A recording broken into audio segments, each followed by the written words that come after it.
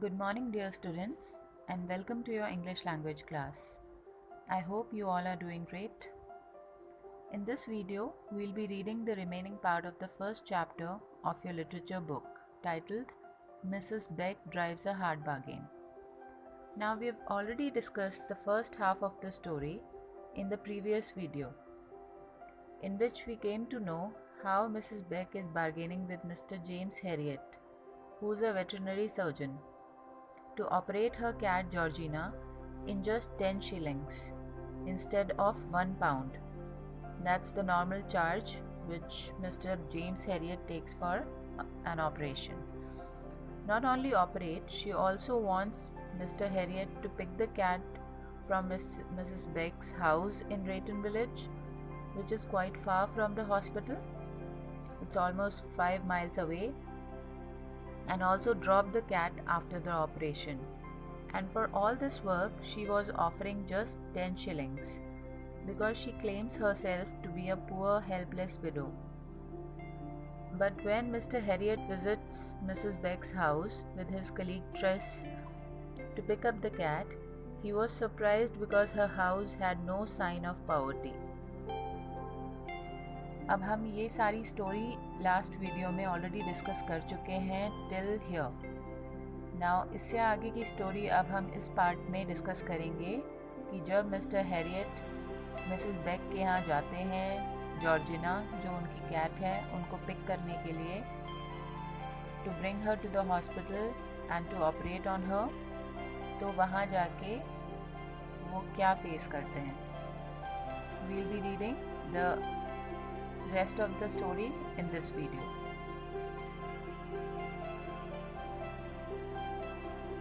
Now this is the first page of your chapter, Mrs. Beck Drives a Hard Bargain. This is the second page, and this is the third page, which we have already read and understood in the last video. Now let us start reading the story. I pointed to a cardboard box loosely tied with string. Ah, good. You've got her in there, have you? Now जब mister Harriet tris के साथ वहाँ पे Mrs bake के यहाँ जाते हैं तो वहाँ देखते हैं कार्डबोर्ड बॉक्स रखा हुआ है जो कि एक रस्सी से बंधा हुआ है. तो he thinks that Georgina must have been there. No, bless you, she is in the garden. She always has a bit of play out there every afternoon. तो मिसेस बेक कहती हैं कि नहीं नहीं, वो तो गार्डन में है और वो हमेशा आफ्टरनून में वो खेल रही होती है. In the garden, I said nervously. Well, please get her in, we are in a bit of a hurry. अब मिस्टर हैरियट कह रहे हैं कि प्लीज़ उसको जल्दी से लेकर आइए, हम थोड़ी जल्दी में हैं. We went through a tiled kitchen to the backyard. The sunshine drew glittering colors from the apples and pears among the branches of the trees. Now you see, Mrs Beck कह रही थी कि वो एक पुअर हेल्पलेस विडो हैं और उनके पास £1 नहीं है देने के लिए ऑपरेशन के लिए. बट जब वो मिस्टर हैरियट आते हैं उसके घर पे तो वो देखते हैं कि वो काफ़ी बड़े घर में रहती है and she has tiled kitchen and a backyard with lot of fruit trees there. तो George pet Mrs Beck sang aloud. अब मिसेस बेक ने ऐसे गाते हुए जॉर्जिना को आवाज़ लगाई, जो कि उनकी कैट है, कि तुम कहाँ हो, जल्दी से आओ. No cat appeared and she turned to me with a mischievous smile. I think the little imp's playing a game with us. She does that, you know.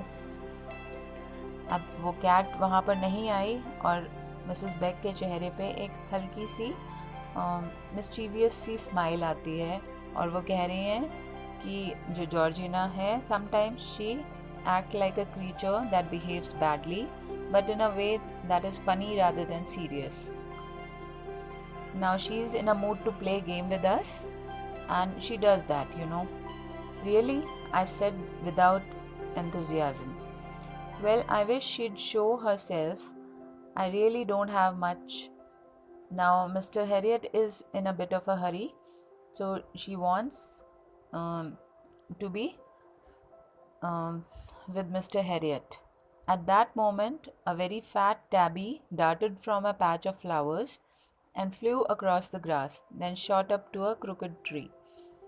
और उसी टाइम क्या हुआ, एक fat tabby, tabby means a cat with dark coloured marks on grey और brown fur, वो एकदम से एक पैच ऑफ फ्लावर्स में से एकदम quickly she comes out from there and she flew across the grass, और एक क्रुकेड ट्री थी, जो कि अजीब सी ट्री थी जिसमें अजीब सी जो ब्रांचेस हैं वो निकली हुई थी, उसके ऊपर चढ़ गई.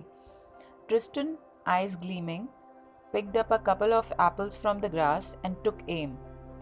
Now जो ट्रिस्टन है उसका कलीग मिस्टर हैरियट का, उसकी आंखों में एकदम से चमक आती है और वो कुछ एप्पल्स जो गिरे होते हैं ग्रास पे उनको उठा के उसको मारने के लिए एम करता है उस कैट को, कि मैं उसको हिट करूँगा तो वो ट्री पर से गिर जाएगी.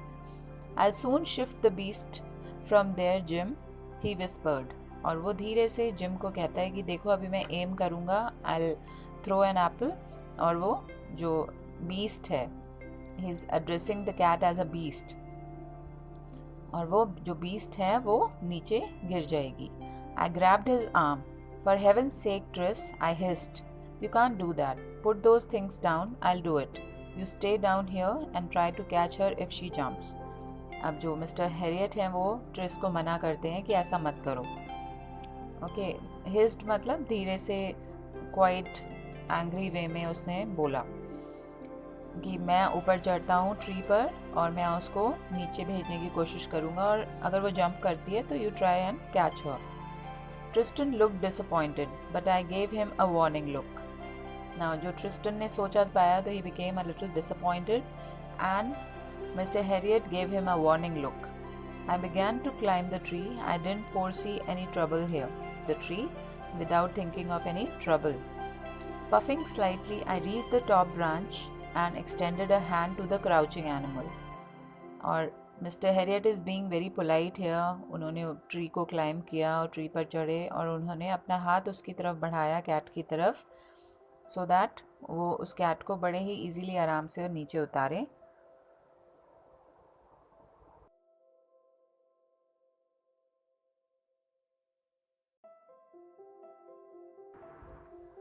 Georgina eyed me coldly. Pa, the cat spat warningly, but I took no heed. Pa, pa, she spat again and followed with a lightning strike which opened a bloody scratch across the back of my hand. अब जब mister Herriot ने उसकी तरफ हाथ बढ़ाया तो एकदम से उसने अपने जो क्लॉज होते हैं उससे एकदम से स्ट्राइक किया उसके हाथ पे मिस्टर हैरियट के, और उसको एक ब्लडी स्क्रैच, मतलब स्क्रैच लगा जहाँ से खून निकलने लगा. From below Mrs Beck gave a tinkling laugh. Oh, isn't she a little monkey, she is that playful, bless her.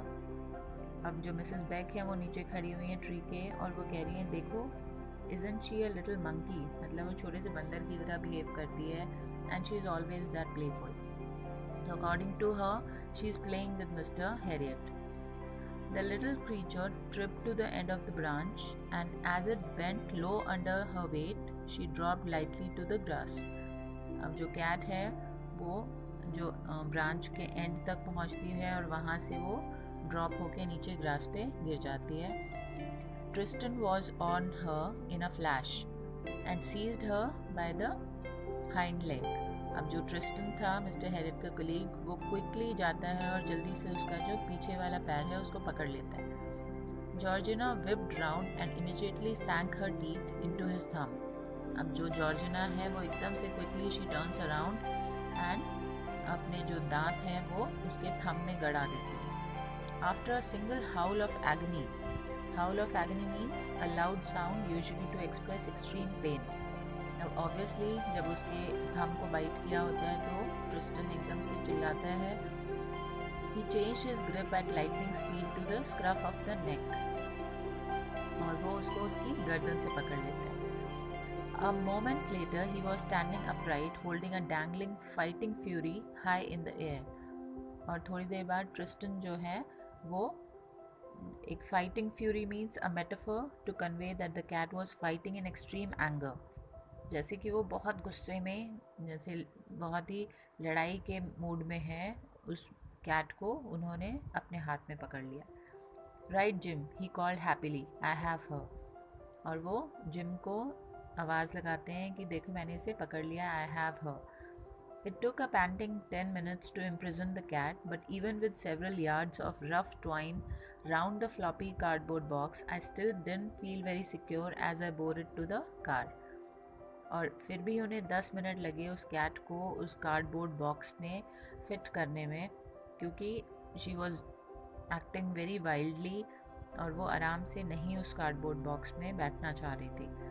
But still they managed to get her in the cardboard box and they took her to the car. Mrs. Beck raised a finger as we were about to drive away. I carefully explored my hurt hand and Tristan sucked his thumb as we waited for her to speak. Mrs. Beck अभी भी वो कुछ कहना चाह रही थी. हम दोनों को चोट लगी हुई थी, फिर भी हम उनकी बात सुनने के लिए रुक गए. Mr. Harriet, I hope you'll be gentle with her. Mr. Harriet, आप उसका ध्यान रखिएगा और उसके साथ बड़े काइंडली आप उसको डील करिएगा. She is very timid, you know. Even on the operating table, Georgina had a few violent tricks left. Operating table पर भी Georgina was acting very violently. We were both sweating when she finally went under. Went under means when she became unconscious. Maybe they must have administered some kind of anesthesia to her. I was exhausted by the time I finished. I put the sleeping cat into a box and set off. मतलब जो mister Harriet हैं वो काफ़ी थक चुके थे और फिर उन्होंने उस स्लीपिंग कैट को एक बॉक्स में रखा और वापस उसको मिसेस बेक के यहाँ ड्रॉप करने के लिए निकल गए. My only hope was that Georgina wouldn't wake up before I got to Rayton. I heaved a sigh of relief when I saw Mrs. Beck in her garden. और mister Harriet जो हैं वो यही होप कर रहे थे कि Georgina रेटन पहुंचने से पहले उठ ना जाए, जग ना जाए. और जब उन्होंने मिसेस बेक को उनके गार्डन में देखा तब उन्होंने राहत की सांस ली.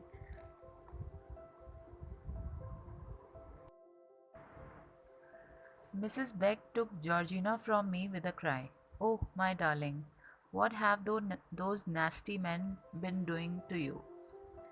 अब जैसे ही मिसेस बेक ने जॉर्जिना को मिस्टर हैरियट के हाथों में देखा, एकदम से उन्होंने उनके हाथों से उसको पकड़ लिया और कहा कि ये जो नेस्टी मैन है और जो वियर्ड मैन है, बैड मैन है, ये तुम्हारे साथ क्या कर रहे थे.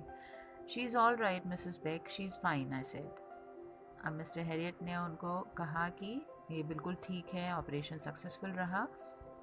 ओह very well, and now she gave me a sideways glance. I suppose you'll want your money. और अब जो मिसेस बेक हैं वो कहती हैं कि हाँ, एकदम उसको अपनी आंखों के किनारों से ऐसे देखती हैं और कहती हैं अब आपको अपने पैसे चाहिए होंगे. Well, I felt physically and emotionally tired. Obviously उसके बाद मिस्टर हैरियट फिजिकली और इमोशनली काफ़ी एग्जॉस्टेड फील कर रहे थे. All I had done this afternoon was operate on a cat, but I had nothing more to offer. कि मैं काफ़ी थक चुका था और अब इससे ज़्यादा मैं कुछ और कहने या करने के मूड में बिल्कुल नहीं था. 10 shillings, wasn't it? That's right. Tentatively, I began to extend my hand, but she pulled the note away. अब ना बड़ा हेजिटेंटली उन्होंने मिस्टर हैरियट ने अपना हाथ बढ़ाया कि शायद वो जो नोट उसकी तरफ बढ़ाया था मिसेस बेक ने उसको लेने के लिए, उसको पकड़ने के लिए, लेकिन अचानक मिसेस बेक ने उसको वापस खींच लिया. Just a minute, I am forgetting, you have to take the stitches out, don't you. Mrs Beck को याद आया कि जो ऑपरेशन हुआ है उसके बाद वो जो स्टिचेस लगाए हैं उनको रिमूव भी करना होगा. येस, इन 10 days. ऑब्वियसली जब ऑपरेशन होता है तो उसके कुछ टाइम के बाद ही स्टिचेस रिमूव होते हैं. You must be knowing that. तो जो डॉक्टर हैं, जो सर्जन हैं मिस्टर हैरियट, वो कहते हैं कि हाँ 10 days के टाइम के बाद उसको रिमूव किया जाएगा स्टिचेस को. She replace the money and snap the purse shut with an air of finality before turning towards the house. अब वो जो नोट उन्होंने निकाला था देने के लिए वो उन्होंने वापस अपने पर्स में रख के उसको बंद कर दिया. With an air of finality in a manner that conveys something is finished and therefore cannot be changed. कि अब ये फाइनल हो चुका था सेटलमेंट. और वो अपने घर की तरफ मुड़ गई. Half way up the path she looked over her shoulder and smiled. और जब वो आधे रास्ते पहुंची थी अपने घर के अंदर जाने के लिए, वो पीछे मुड़ी और उन्होंने कहा, I that's what I do, I pay you when you come back. कि ठीक है, ये पैसे मैं तुम्हें तब दूंगी जब तुम वापस आओगे। मतलब 10 शिलिंग्स ऑफ़र करके उन्होंने पूरा उसको जो मिस्टर हैरियट हैं उनको अपने घर बुलाया, उस कैट को ले जाने के लिए। फिर ऑपरेशन किया मिस्टर हैरियट ने, फिर वापस ड्रॉप करने आए, and she promise to give 10 shillings. But now she is also bargaining कि जब आप स्टिचेस रिमूव करने आएंगे दोबारा, at that time I'll be paying you 10 shillings. Now this was the story all about. Hope you've understood the story and you've understood all the characters of the story properly.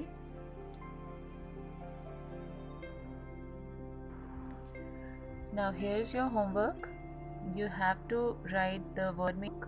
Then you have to write a short note on James Alfred White, who is the author of the story. And I have given you the screenshot for writing this. Then after this note, you are supposed to write this vocabulary. Here are the 5 phrases which you are supposed to use in the following sentences. And then you have to answer these questions in your fair notebook. Thank you.